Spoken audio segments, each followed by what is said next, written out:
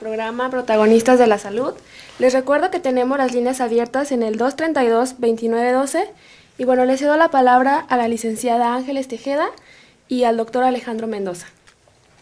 Muy buenas tardes, nuevamente aquí en Protagonistas de la Salud, con el tema que tenemos los viernes sobre medicina y derecho y cómo todas estas dos ramas, el de la ciencia, llevan de la mano en diversos temas que vamos a tratar. El día de hoy tenemos precisamente el síndrome de alienación parental, conocido o abreviado como SAP, y cómo de una manera tiene relación tanto con el campo del derecho y el campo de la medicina. Ahondando en el tema, vamos a platicar con todo un experto, el doctor Alejandro Mendoza, quien además se desempeña en el sector salud y ha sido perito o ha conocido de algunos casos donde tenemos el síndrome de alienación parental, pero sobre todo conocer o que uno como padre pueda tener presencia de este síndrome. Vamos a explicar o a tratar de saber si existe, qué se puede hacer conforme a la legislación, o el padre que en un momento dado advierte que su hijo pueda presentar este síndrome, ¿qué puede hacer? Damos la bienvenida al doctor Alejandro Mendoza y vamos a comenzar a platicar, doctor. ¿Nos pudiera en un momento dado definir lo que en materias de salud o en la medicina es lo del síndrome de alienación parental?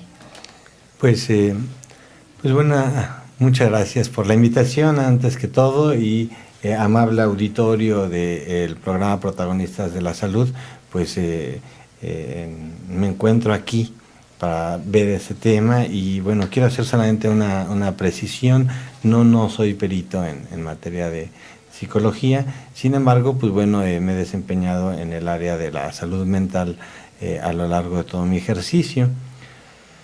Bueno, el síndrome de alienación parental nace en 1985 a través de la definición de un psiquiatra norteamericano, que es Richard Gardner. Él plantea este síndrome a partir de fenómenos que encuentra en padres divorciados.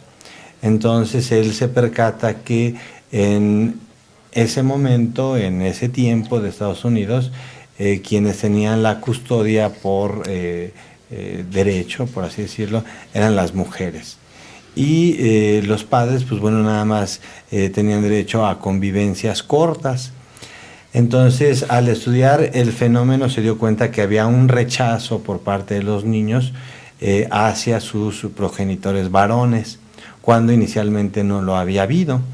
Y ese rechazo, al hacerse un interrogatorio de carácter psicológico con los niños, que tiene sus propias características, se daba cuenta que no correspondían a expresiones emocionales que podemos llamar naturales, es decir, ambivalencia, emociones encontradas en los niños o explicaciones demasiado lógicas y demasiado racionales para su edad, en ocasiones frialdad absoluta. Entonces eran características que su experiencia como psiquiatra le llamaron la atención, porque los niños en esos contextos no se expresan así en forma natural, ¿no? Entonces él acuña ese término, alienación parental, e inicialmente fue muy criticado este psiquiatra.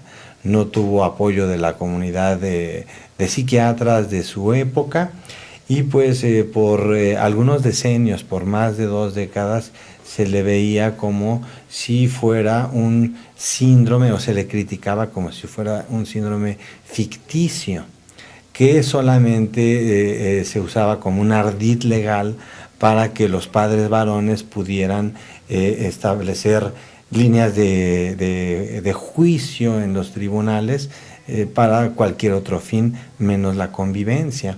Entonces nace dentro de un seno muy polémico el concepto de alienación parental, y aún así sigue siendo polémico, a pesar de que ya tenemos pues casi 30 años de que este psiquiatra Richard Gardner lo acuñó. Doctor, efectivamente, como usted dice, creo que ha costado que el síndrome de alguna manera en primer lugar se particularice, se defina. Y sin duda, las personas que nos dedicamos dentro de la postulancia a ver los asuntos de divorcio, aclarando, no solamente divorcio, sino de padres separados o incluso que desde el que se concibe en un momento dado al menor o al hijo, los padres nunca han establecido una unión, un vínculo. O un vínculo de vivir bajo un mismo techo. Aquí el vínculo nace en el momento nada más de que nace el hijo y ahí estamos en la existencia de un papá y de una mamá. Así es. Y la ley, hablando o aterrizando dentro de la entidad de Michoacán, reconoce que ambos padres van a ejercer para su hijo la patria potestad, pero por circunstancias normales que si están separados, no los dos van a poder en un momento dado tener la custodia, que es una cosa muy diferente de la patria potestad.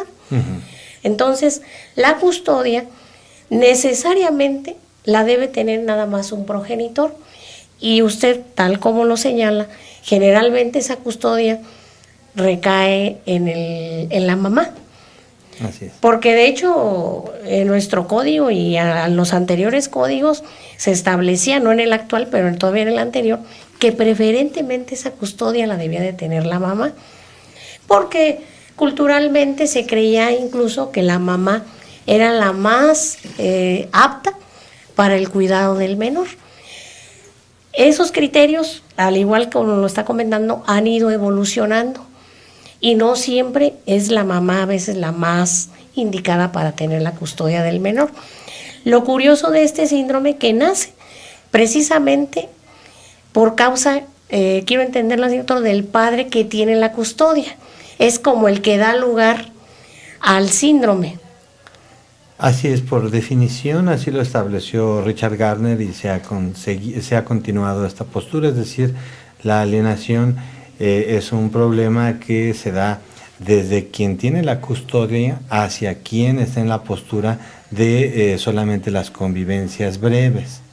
Entonces, ahí se da esta situación, digamos, que de disparidad.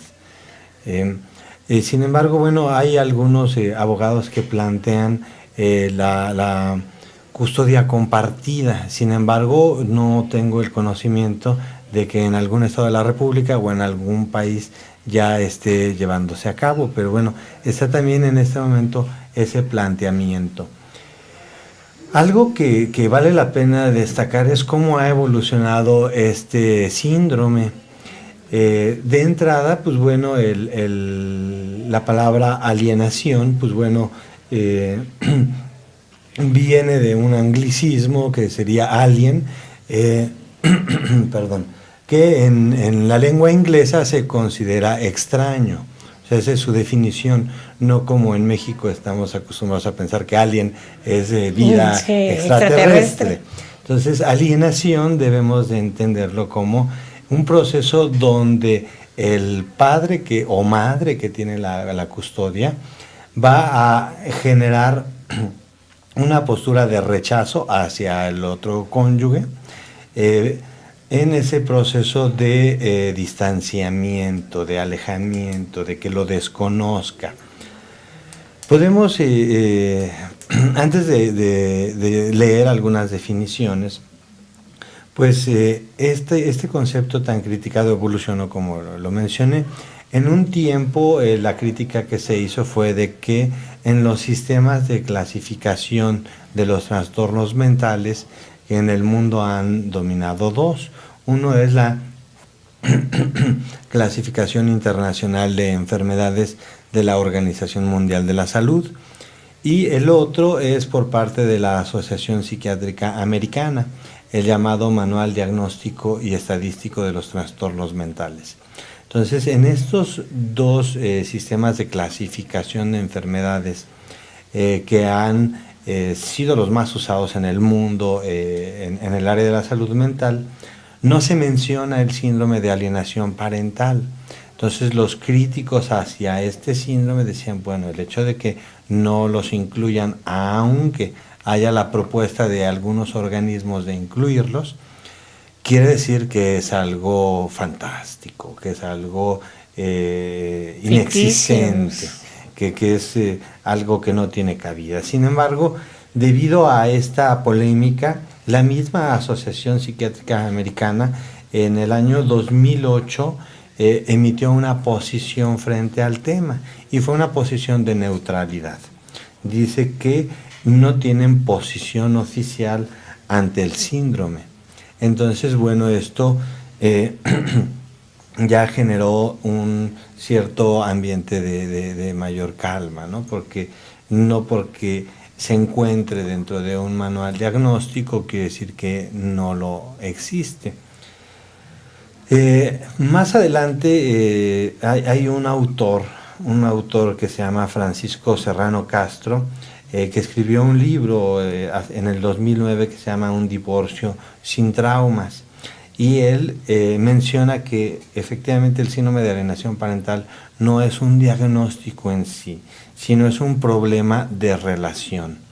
Esto quiere decir que, pues bueno, es un problema de convivencia humana, que puede tener sus consecuencias en la salud mental del niño, del menor. Sí, efectivamente puede tener repercusiones en la salud mental del niño, pero no es un diagnóstico en sí.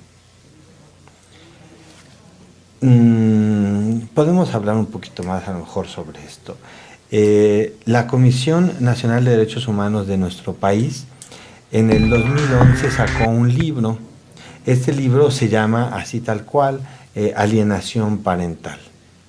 Entonces, en este libro que fue dirigido este esfuerzo por la Comisión de Derechos Humanos, llamó a escribirlo a expertos en materia jurídica, en materia psicológica de nuestro país y en materia psiquiátrica. Estos expertos, pues bueno, cada uno escribió un capítulo de este libro destinado, unos más en el sentido de las leyes, de lo jurídico, otros más en el aspecto de la descripción del síndrome, otros más orientados hacia las repercusiones psicológicas y demás. Doctor, lo voy a interrumpir, vamos a una pausa para regresar con protagonistas de la salud y nos siga ampliando el tema, cómo ha sido tratado en nuestro país. Muchas gracias.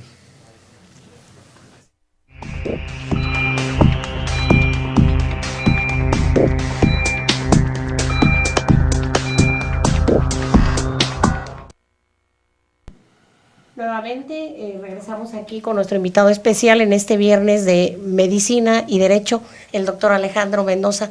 Nos está informando, nos está de alguna manera dando a conocer cómo ha ido evolucionando el síndrome de alienación parental en nuestro país. Doctor. Así. Pues no es nada en el país, es en el mundo, y es algo reciente.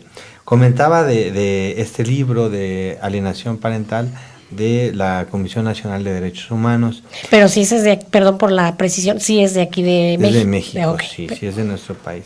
Entonces, ahí con toda precisión señala que la alienación parental es violencia psicológica, aunque pueden haber otros tipos de violencia en la alienación parental. Entonces, el padre que induce el rechazo o la madre que induce el rechazo al hijo, aquel que tiene la custodia para con el que tiene la convivencia, entonces diciéndole, bueno, tu papá es una mala persona o tu mamá es una mala persona, nos hizo esto, nos hizo. Entonces cuando empieza a hablar sobre una serie de acciones en pro del desprestigio del cónyuge, que solamente tiene la convivencia, pues bueno, en ese momento está catalogado como una situación de violencia ya por la Comisión Nacional de Derechos Humanos en este libro. Entonces, es muy importante señalar esto, ¿no? Porque no solamente es que la Comisión Nacional de Derechos Humanos haya señalado dentro de este libro la alienación parental como una violencia, sino que también el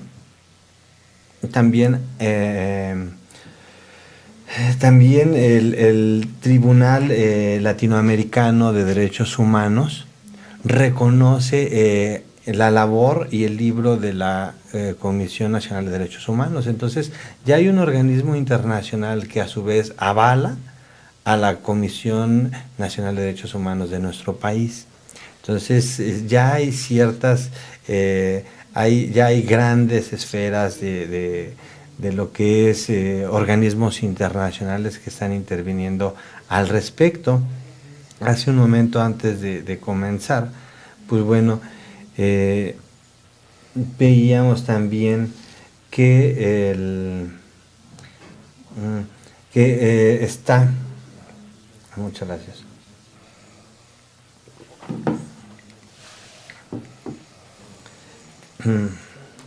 Bueno, entonces, al reconocerlo como violencia damos un paso muy significativo. Podemos ver nosotros, o ya se conoce en términos generales, cuál es la prevalencia de los trastornos mentales en algunas entidades, por ejemplo, en los niños y en los adolescentes. Entonces, en términos generales ya sabemos qué porcentaje de la población de los niños y adolescentes van a tener un trastorno mental. Pero también hay estudios donde vemos que en situaciones de violencia esos trastornos mentales se incrementan mucho más en esa población.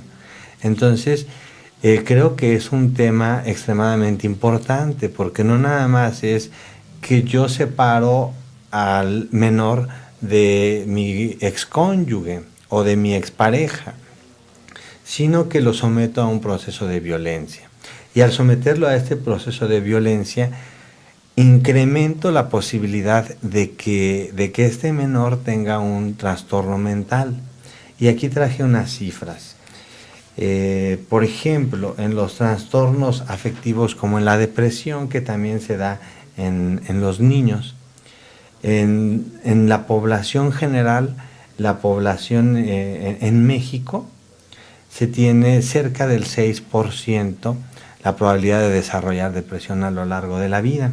Sin embargo, en aquellos niños y adolescentes que han sufrido algún tipo de violencia, no alienación parental, pero algún tipo de violencia, se incrementa hasta el 40%.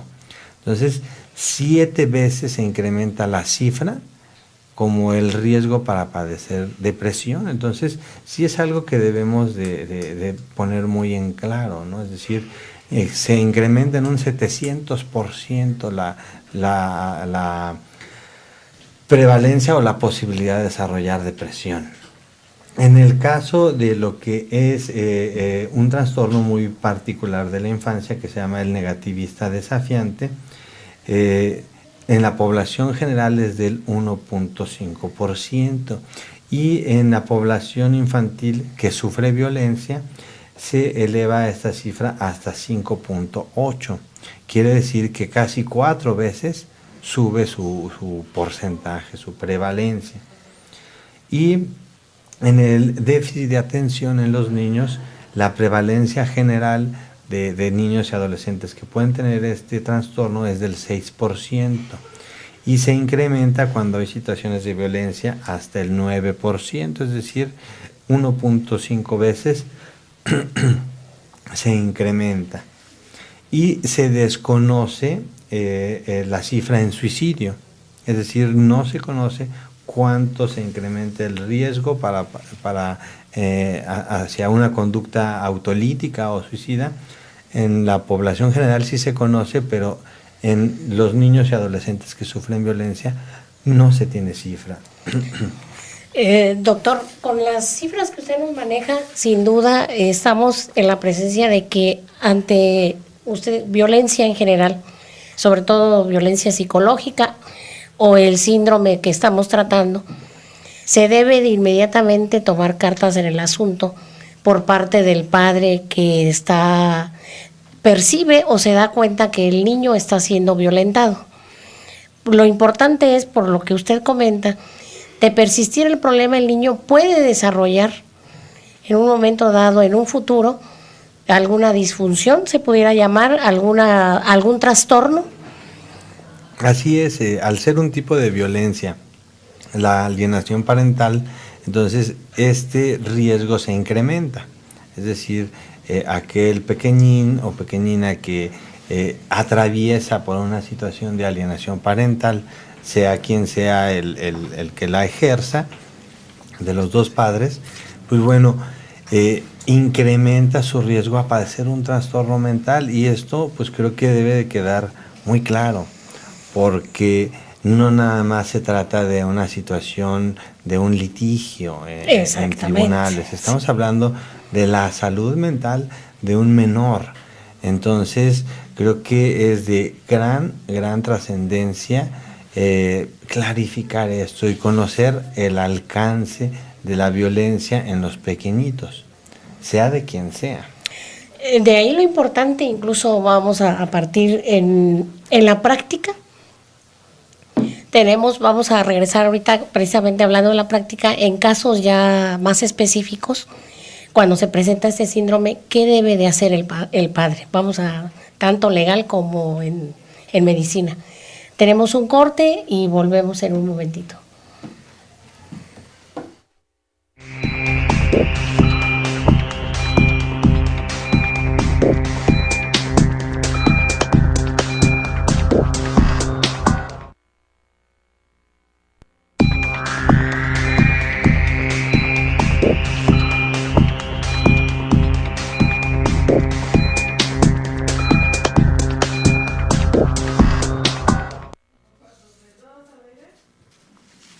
Nuevamente regresando aquí a Protagonistas de la Salud, hablando precisamente ya de casos más específicos, vamos a ir con nuestra compañera Paulina, porque por ahí hay algunas preguntitas del público.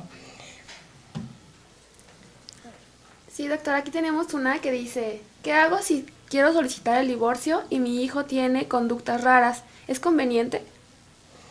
Bueno, para responder a la pregunta, existiendo una causal de divorcio, obviamente hay que solicitarlo, porque muchas veces, precisamente en aras de la salud del menor, el divorcio es lo mejor. No conozco cuál es la causa precisa, ni tampoco a qué se refiere a conductas raras, pero quiero pensar que tiene algo que ver con lo que estamos platicando. Sin duda, el síndrome, como cualquier otro, el doctor ahorita nos va a comentar, tiene su diagnóstico y debe de presentar ciertas conductas del niño donde pudiera uno pensar o inferir si existe un síndrome de alienación parental, y obviamente que legalmente cómo pudiera hacerse valer. Vamos a comentar aquí con el doctor Alejandro cuáles serían en un momento dado pues esos signos de alarma o esos síntomas cuando un padre pudiera pensar que su hijo pudiera padecer o tuviera este síndrome. Bueno, retomando la pregunta, cuando hay una causal de divorcio en términos jurídicos, generalmente es porque ya en la pareja la armonía se fracturó. Sin embargo, también hay muchas parejas que no optan por el divorcio, aunque esa armonía se haya fracturado. En el caso de que alguien como decisión personal opte por el divorcio, pues bueno, las conductas del niño pueden deberse a la armonía ya rota de este hogar, y tendríamos que particularizar el caso, ¿no? No podemos hablar.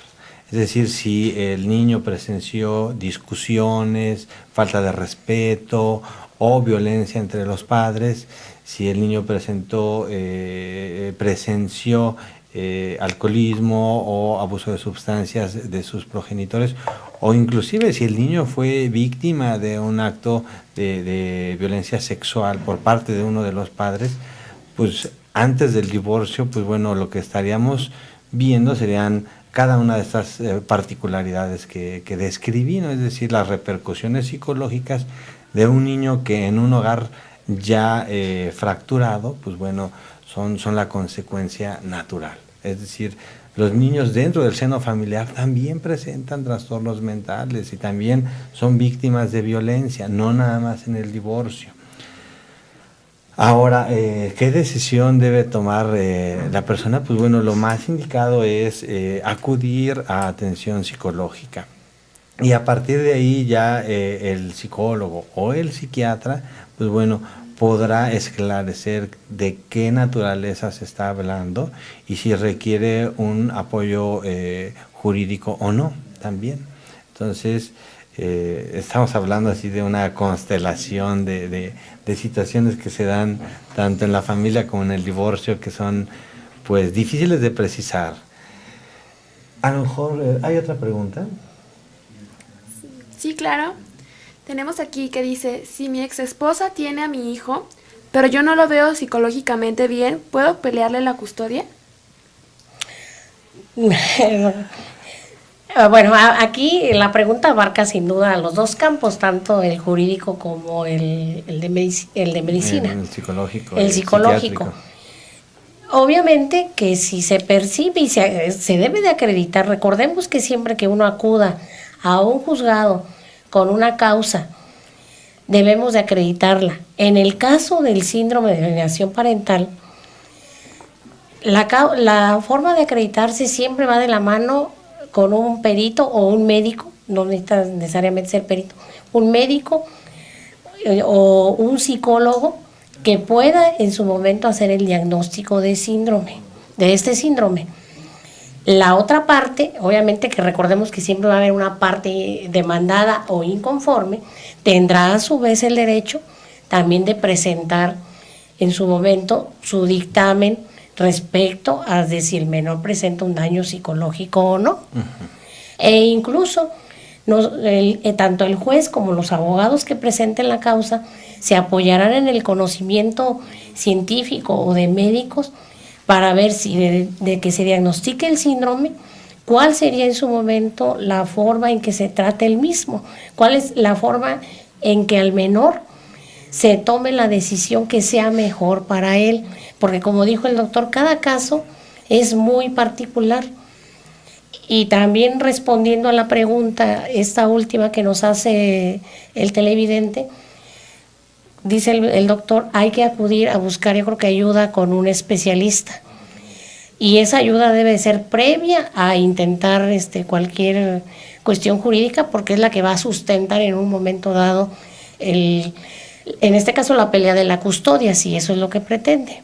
Doctor, le doy la palabra con respecto al... Bueno, hay que, para responder a esta pregunta, hay que llevar a cabo, hay que ver qué es la alienación parental. Y la Comisión Nacional de Derechos Humanos, en el libro que comentaba, la define de esta forma. Son conductas que lleva a cabo el padre o la madre que tiene la custodia de un hijo o hija e injustificadamente impide las visitas y convivencias con el otro progenitor, causando en el niño o niña un proceso de transformación de conciencia que puede ir desde el miedo y el rechazo hasta llegar al odio.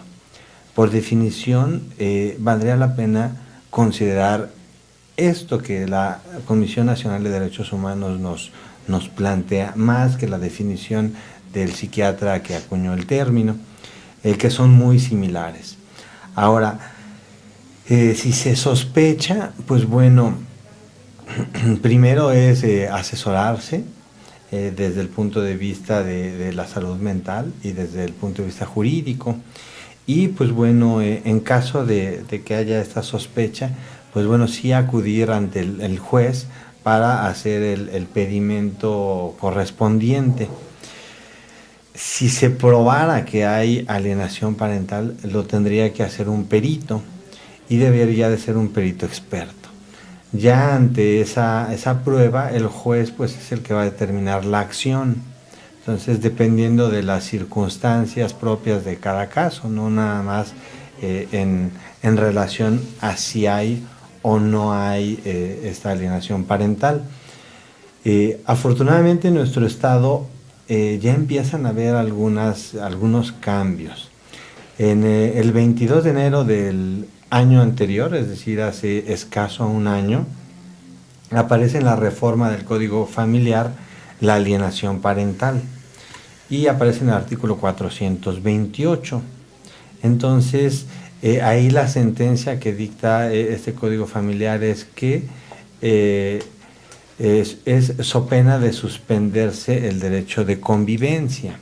Sin embargo, es una situación que se debe de considerar con todos los factores que tiene cada caso, porque también retirar dramáticamente la presencia de un progenitor para llevarlo a manos del otro cuando ya hay un proceso de deterioro de la imagen del otro padre, pues bueno, puede ser un proceso aún más traumático. Entonces debe ser bajo un tratamiento psicológico, debe ser también un proceso gradual y siempre evitando que haya una ruptura en la relación del niño con ambos padres. Es decir, debía ser esta la última de las consecuencias.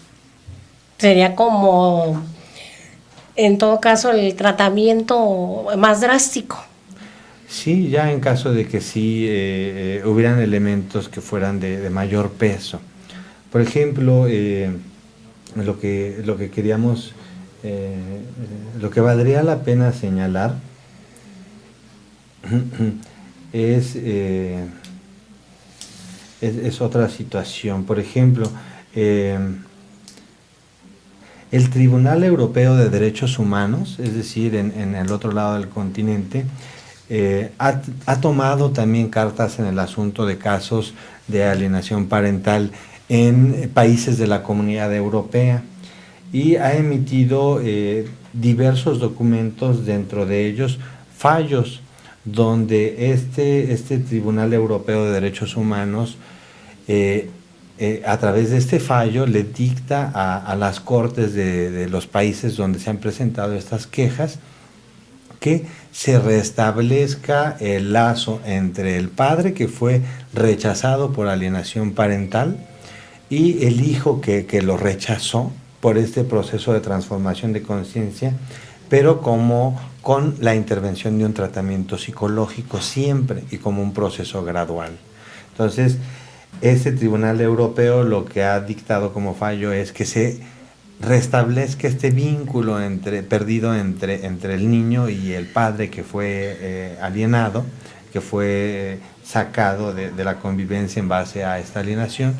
Entonces la recomendación no es, como lo dice el Código Familiar michoacano, que se lo quitemos a uno y se lo demos al otro. No, lo que señala este Tribunal Europeo es que se restablezca la convivencia y que sea bajo un proceso de tratamiento padre-hijo. Y probablemente también la otra contraparte, ¿verdad? El padre que alienó también requeriría de un tratamiento psicológico para que ya no incurra en estas situaciones de alienación. Perfecto, doctor. Hay una situación, y para hacerlo como de una manera más sencilla, el papá que no tiene la custodia y tiene el derecho a la convivencia, esa convivencia bien puede ser decretada por un juzgado familiar o bien puede suceder que no esté decretada, pero se da de hecho, porque muchas mamás, bueno, saben que está el padre de alguna manera le pide, bueno, quiero ver a mi hijo, quiero convivir con él, y aunque no exista una sentencia, pero se da de hecho esa convivencia.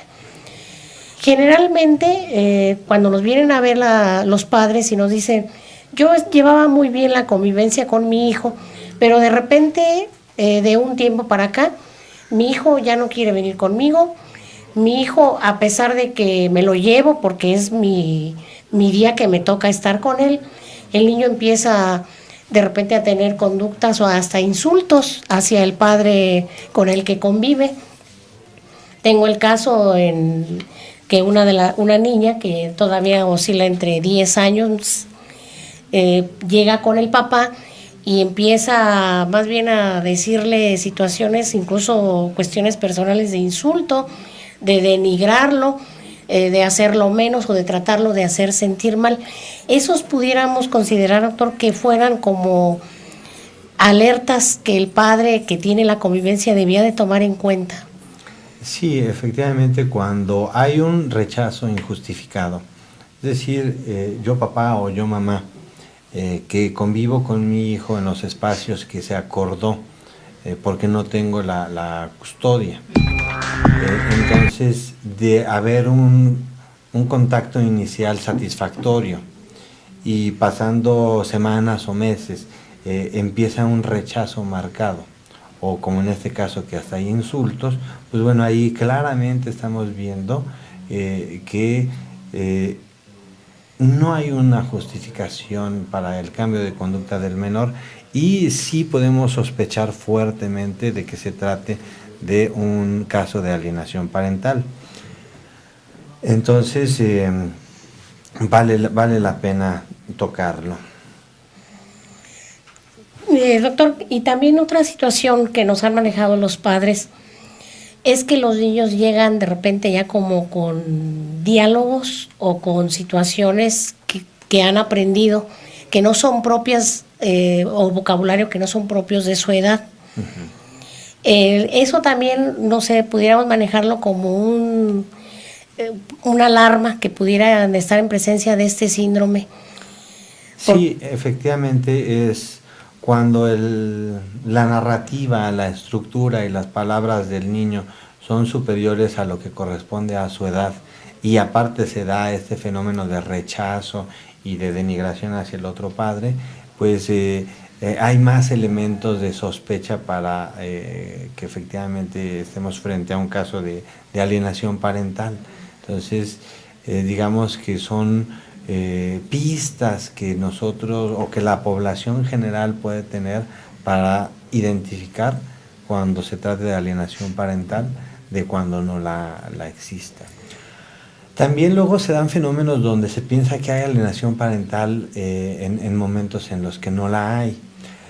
Podemos suponer el caso de un padre o madre que acude por su hijo a la convivencia, pero al estar absorto en este proceso de divorcio o de separación y que fue una pérdida, un duelo psicológico, puede darse la situación de que no le dé la convivencia de calidad al niño. Entonces pase por él y pues simplemente lo lleve a actividades que no corresponden a su edad, o llegue y se encierre en su domicilio con él y se ponga a llorar. Entonces el niño, aunque no haya una situación de alienación, pues va a empezar a darse cuenta que, bueno, no le va a gustar esa convivencia y puede rechazar desde un argumento genuino a ese padre que no ha tenido los elementos para darle una convivencia de calidad. Bueno, vamos ahorita, doctor, a una pausa.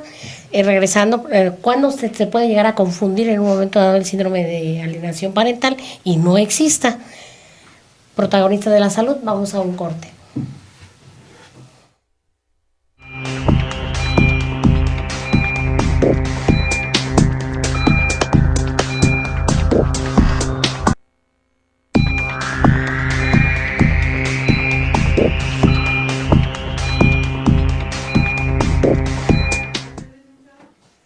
Nuevamente regresamos aquí con Protagonistas de la Salud y con nuestro invitado especial, el doctor Alejandro Mendoza. Abordamos el tema de hoy de síndrome de alienación parental y estábamos precisamente platicando con el doctor que muchas veces se puede llegar a confundir la conducta que de nuestro hijo en aras de la convivencia con el padre pueda empezar a desarrollar y nosotros pensemos que tiene síndrome precisamente de alienación parental. El doctor hace hincapié precisamente que muchas veces tras una ruptura como es el divorcio o una separación, pudiera ser que el papá al iniciar la convivencia, que es una práctica que va aprendiendo apenas con su hijo, no tenga de repente la dedicación o concentración necesaria para atender al niño en esa convivencia.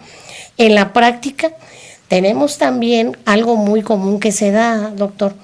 El padre que tiene la convivencia, decretada o no, va por su hijo o por sus hijos para convivir, pero comete el error de que la convivencia para él es llevar a los niños, por ejemplo, al hogar de sus papás, o sea, de los abuelos. Y deja a sus hijos con los abuelos y el papá se va a realizar otras actividades y esa es la convivencia que hace. Y él siente además que él está cumpliendo con convivir con sus hijos. Y luego tenemos niños que, como ya ahora son escuchados en los juzgados, dicen, les preguntan, ¿convives con tu papá? No, pues yo voy con mis abuelitos y la convivencia con el papá prácticamente es nula. Aquí pudiéramos estar en un caso también de que se puede llegar a confundir el síndrome de alienación parental, doctor.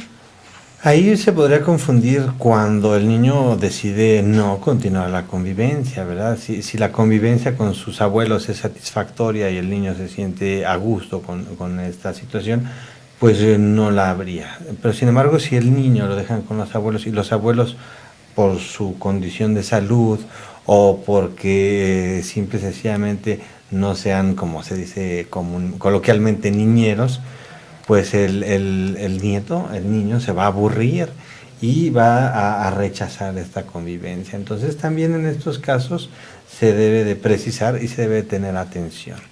Que la convivencia, porque la convivencia además no solamente es con los padres, sino también con los ascendentes. Entonces, y con los laterales. Entonces, aquí hay que irnos al concepto del interés superior del menor. El interés superior del menor es un concepto complejo que los jueces deben de tomar en cuenta para que el menor tenga un desarrollo integral y una vida digna. Entonces, la convivencia no nada más es entre los padres, sino también con los tíos, con los primos, con los abuelos, e incluso hasta los amigos de la familia. Entonces, ver la convivencia fuera de este contexto del interés superior del menor, pues podría ser un poquito simplista. Pero en estos casos, si los abuelos son maravillosos niñeros, pues encantados los pequeñines. Pero si no lo son, pues bueno, puede haber este rechazo porque pues nada más llevan a aburrirse al niño a casa de gente que a lo mejor pues no se puede mover por su artritis y no es que no quiera convivir con el niño, sino que no está en condiciones de hacerlo. Muy bien, doctor, pues tomar en cuenta. Vamos ahora con Paulina, si hay preguntas por ahí del público. Sí, claro, doctor. Aquí tenemos una que dice, si mi hijo lo tiene su mamá y tan solo tiene 4 años de edad y tuvo herpes, que por nervios, ¿esto es una alerta para mí? A ver, le vamos a ceder aquí el uso de la palabra al doctor. Habla de herpes. Doctor, Bueno, en el caso de que se trate de un caso de herpes labial, la transmisión, pues bueno, la pudo dar cualquier adulto que tenga contacto con el menor y por las expresiones de cariño, pues bueno, el contacto es innegable, ¿verdad? De que al besar sus carrillos, pues puede ser vehículo de transmisión cualquier persona que convive con el niño. Ahora, ¿por qué se expresaría ese herpes? Pues bueno, puede deberse a que el niño haya tenido una fiebre por una faringitis, por una gastritis o por cualquier otra enfermedad. Y la fiebre desencadena que se genere el herpes labial o por un periodo de exposición solar. Si a lo mejor uno de los papás se lo llevó en brazos y había un solazo, pues también puede ser una causa de que sin enfermedad se exprese el herpes simple o labial. Entonces ahí sería muy difícil determinar quién lo contagió y la condición bajo la cual. Porque, y la pues, causa, o sea, sería totalmente... Sí, porque va a ser además una enfermedad que el niño va a tener en forma repetitiva. Cada vez que tenga fiebres intensas, de niño, de adolescente, de adulto, pues se le expresará esa lesión de herpes simple. Doctor, fuera del comportamiento conductual que pueda tener el menor, en este síndrome de alienación parental, ¿puede presentarse alguna manifestación clínica de algún padecimiento o de algún trastorno que médicamente pueda ser diagnosticado y que se deba a este síndrome? ¿O solamente sí? No la hay. No. O sea, para llegar al diagnóstico del síndrome, pues bueno, debe ser dado por un experto, un perito.